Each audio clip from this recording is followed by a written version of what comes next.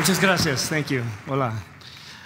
I'm an architect, and while many people perhaps would like me to speak primarily about our built projects, I'd like to spend some time today talking about how it is that we arrive at some of our designs.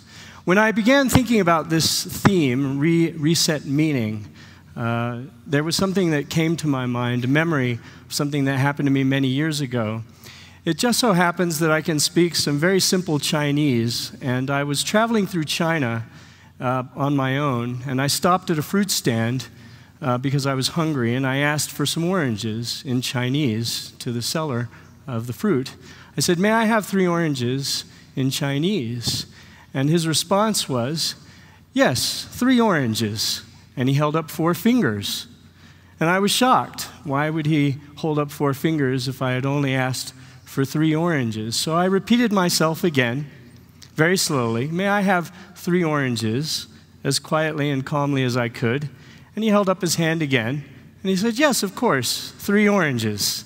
And it made no sense to me, and he saw that I was confused, and then he pointed out that actually it was 3 oranges, 1, 2, 3. He counted the space between his fingers, and this was perfectly natural for him. And I thought, this is a way of resetting meaning. My head kind of flipped over, and I thought, in a great way, there's a desire here to focus on the spaces in between things and to provide value to those places that we often see as empty places. And this event stayed with me for many years, and in a sense became a part of how I began to think about architecture as a profession. There is a beginning place that nearly all projects and endeavors start from. We often call this the concept. And this is a word that we use loosely. We say that we have a concept or we're conceptualizing a project. But I don't think that any of us really fully understand what a concept is. It's an elusive term. We seem to think that it has a very clear definition, but it's not so clear to me. In fact, recently, I interviewed 250 architecture students and asked them all to define what a concept was, and none of them had a repeat answer. There were 250 different answers of what a concept is. But it is clearly a manner of thinking, and it is a place where many thoughts are born. But as an architect, I began to realize that as valuable as a concept might be, it loses its power and prominence as we move through the process of design. I like to say that I've never heard anyone walk into a building, drop to their knees, and say, "Wow, what a great concept." It just doesn't happen. It's somehow, at a certain point, the concept is absorbed into the totality of what it is that you're working on. We don't see people as being particularly having good concepts. We see them as being good people, and the concepts are within their being or within their existence. So we have begun to talk in our office about trying to define what a concept is, and one thing that we stumbled upon was that we thought perhaps a concept isn't really an answer, it's a question. A concept is the question, not the answer. And these questions lead one to other questions. So we created this new punctuation symbol, which is a kind of a leading question. It's a question that takes you to another place that you don't know very much about.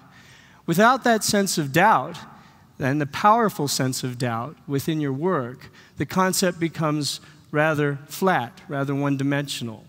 So there's a common sort of capacity in our work to start to redefine the question, to move the question into different realms that we may be uncomfortable with. Human beings aren't particularly straightforward. We're irrational as the number pi. We're funny looking. We have kind of funny stomachs and strange things down here, and it's just we're odd. So can't we also recognize that as we work with spaces and the places that make people or provide people the possibility to exist within a very complex world? So in a sense, the question moves us toward the method of design that we'd like to approach. And certainly one of the most important aspects of that as an architect is the notion that we are creating places for people. And people are not abstractions. We are physical things. We are movements, and the way in which we sort of pass through places has a direct effect on our well-being.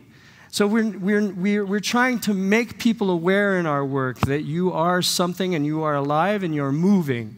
I mean, okay, let's just take a sample. I can barely see you out there, but everybody, just raise your hand and stretch a little bit. Let's just stretch. Come on. Ah, yeah. Right. Yeah. Don't you just feel a little bit better? Somehow, if we can do that with a building, that would be an interesting proposal. So the setup in our work is to first define who we are. If we're going to talk about other people in our work, we need to know who we are as a foundation, as a beginning point. So we decided in a very unusual way not to name ourselves after a person. We're not named after the owners of the company. We're named after a mountain in central Norway.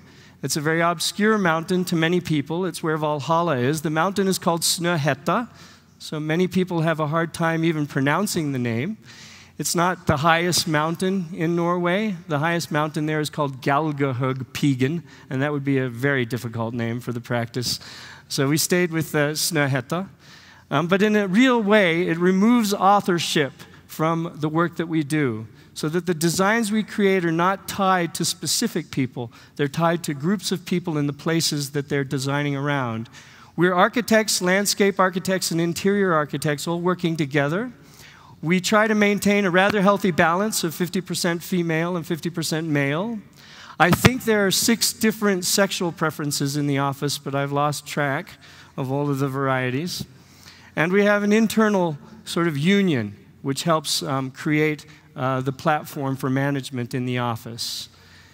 And we also sit in a very intriguing way. We have a series of networks that people work within. There are no private offices, and we don't situate people in groups, so you have to move through different project teams as you're working on your particular goal.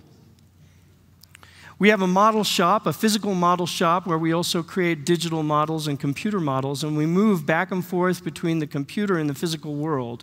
We like to say that if you're only thinking with your mind, in our profession, you're not really thinking. You also need to think with your body.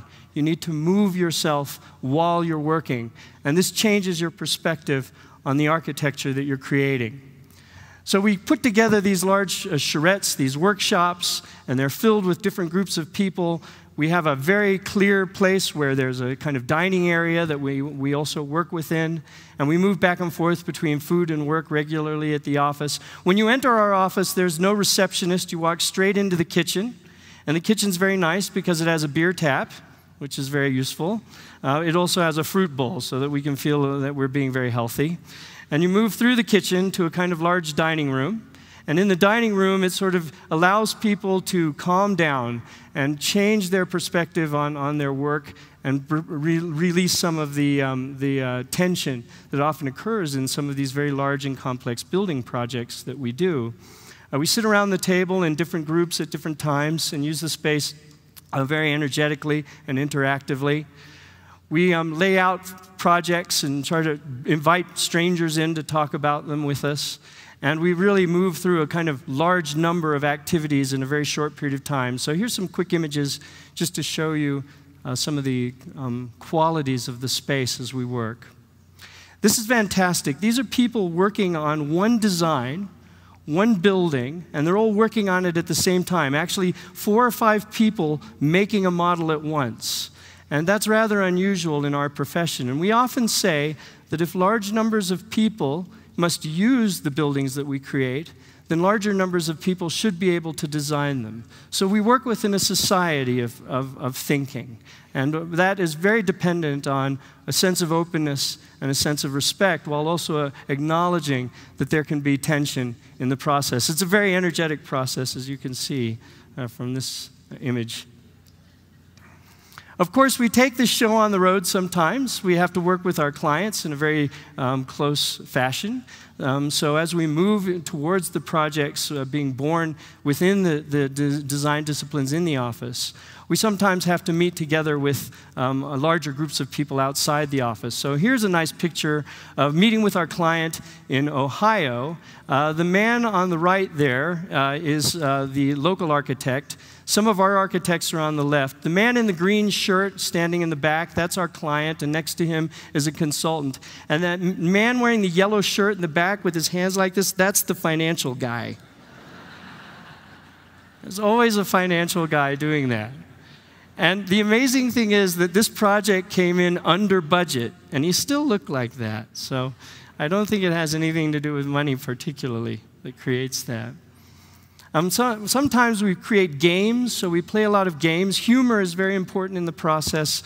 So in this game, we asked the clients to choose imagery that they felt might best represent their work, their project that they envisioned. None of these pictures are architectural features. They're all odd things that take a little bit of thinking. This is one of the pictures that was chosen by one of our clients, and we really thought this was great because it talks about rising people up and getting people up in the air and sort of the sense of security that you have when you can see people from a distance. So we worked with that idea, and we began to create this platform. It was a library building, and the platform allowed people to be drawn up from the street with a stronger overview of their surroundings, giving them a sense of comfort. And from that platform, you would be shaded by the building above, and it would face south towards the sun to give warmth. This building is a library in Toronto, in Canada. It's actually a bookless library, and it's primarily created for creative, collaborative space. Here's another view of the podium that was inspired by the meerkats from that previous picture. As we moved up into the building, we used some of the other imagery that the clients had chosen, these volcanoes and trees and graffiti, and we began to define the building's character through these kind of related visions. And they would then propose an arrangement of program throughout the building in sections so that we move different environments and different aspects of space through the building as you move through it vertically. And here you can see the envelope of the building above that raised platform, which is a kind of very soft glass with a silkscreen pattern, silkscreen-like pattern, that dapples the light within each one of the rooms. This is the entry lobby, as you see, just after you've risen up over the plaza and you enter into the main space. And those blue tiles that you see at the top direct southern light into the space. Southern light is very important in a place like Toronto that is relatively far north. It provides a great deal of comfort. One of the main reading rooms in this library has no chairs or tables. It's called the Beach, and it's just a terraced wooden floor that goes from wall to wall so that the entire room has its own sense of, oh, sorry, my microphone is falling off, its own sense of space. And the chairs are really these kinds of beanbag chairs that you can move around. We call it disruptive learning. People move themselves and make their own space within this reading area. It's not about the sort of typical sort of soliloquy style of learning or, say, learning alone. It's about learning together in groups, which is a very important need, especially in higher learning today. A number of other small projects that have been built through these systems are a small band shell west of Oslo in a town called Kongsberg. The band shell has an oculus at the rear that allows acoustics to leak out the back. For the people who couldn't afford to buy tickets, they can get an acoustic sense of the show on the back side of the band shell. This was a very small project. This is another smaller project, a small museum north of the Arctic Circle in Norway, where we took the museum and placed it within an existing landscape feature, a side of a fjord. We carved out the ridge, the cliff, and we placed the building into the cliff so that it would be fully integrated into the landscape tectonics that existed there. The stone that was taken out was used for various projects nearby, and here you can see the eventual museum structure as it sits within the two rock facades. So the natural feature of the earth becomes the primary facade of the building. It rains quite a lot here, so when it does rain, the rain falls onto the stone surface and reflects this church, which is from the 18th century, early 18th century, into the facade of the new structure. So new and old are combined into one sensation. As you move up through the museum, you're provided views over the fjord, the saltwater inlet that exists here nearby the ridge that the museum is set within. Another small project is very interesting. There's an area at the base of Snøhetta, the mountain, where wild reindeer mate. And it's one of the only places in the world where wild reindeer are able to mate. They need a lot of privacy. And so people are quite interested in seeing the activities of the wild reindeer here. So they have gone in large numbers, and it affects the calm surroundings. So it's been actually having a detrimental effect on the wild reindeer habitat. So we've created a pavilion which will allow people to come and oversee the wild reindeer habitat without disturbing them. It acoustically silences the visitors. And this image is a picture of the pavilion at the base of the mountain. And the mountain that you see in the distance is the mountain Snøhetta that we're named after. Another very unusual project is a new bench and sidewalk design that we've done here in this part of the world, in Central America, in Guatemala City. There are a number of people that live their lives, actually, on the sidewalks and on the streets, so they sell their products on the streets. But the sidewalks in that city are really quite rough and rather difficult for people to use. So we began working with an urban, not-for-profit urban design group called Fundación Crecer to create a new sidewalk system and a new bench system for the city. And this bench that we designed, it has these small colored patches in it, which are available to local Guatemalan artists. So each bench is curated by a group within the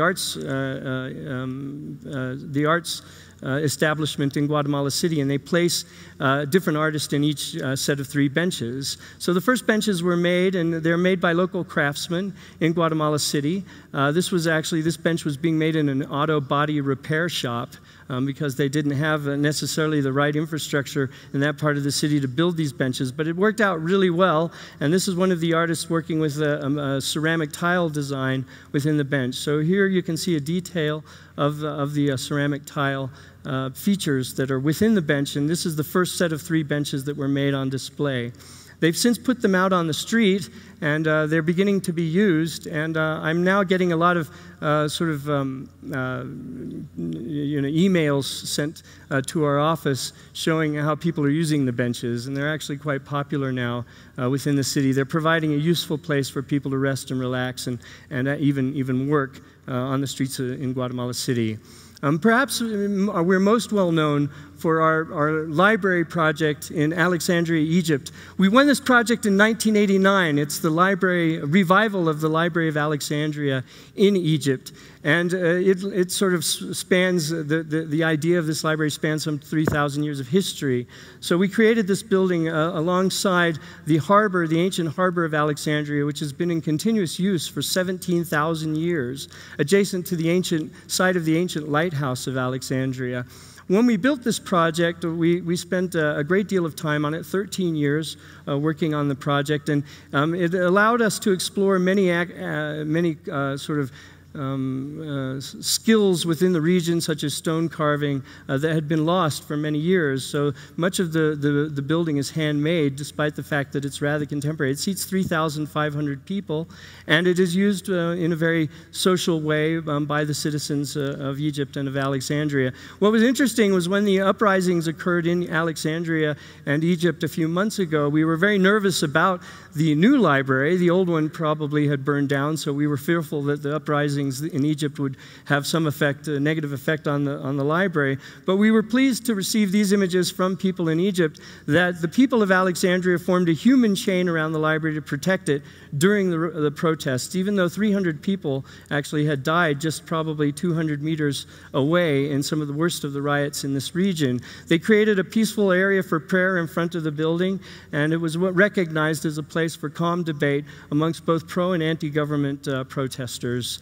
And here it is, the building as it is today, with people still setting out in boats to fish in the harbor of Alexandria.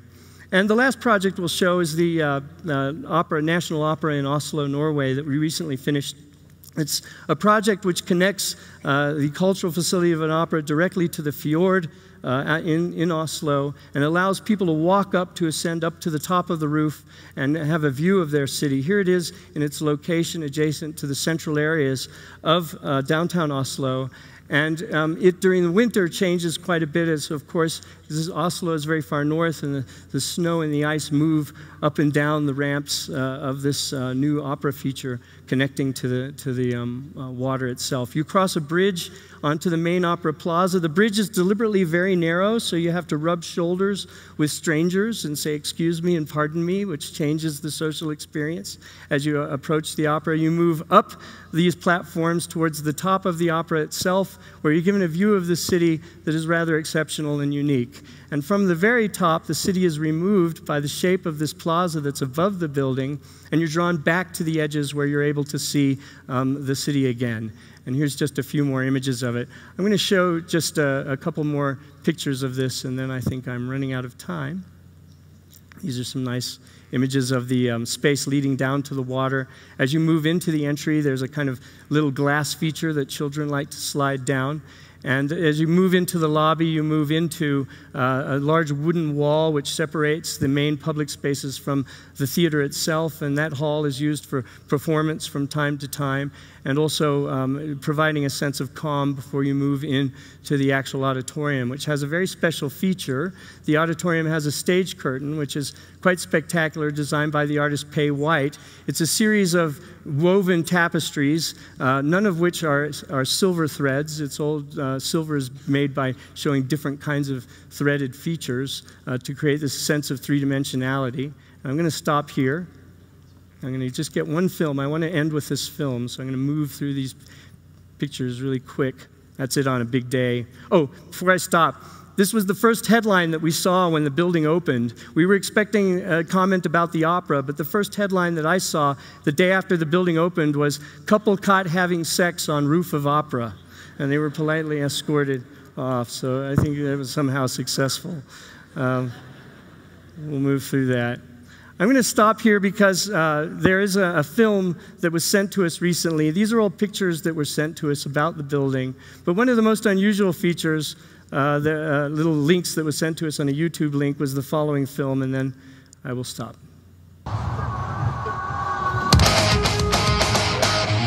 Turn it up.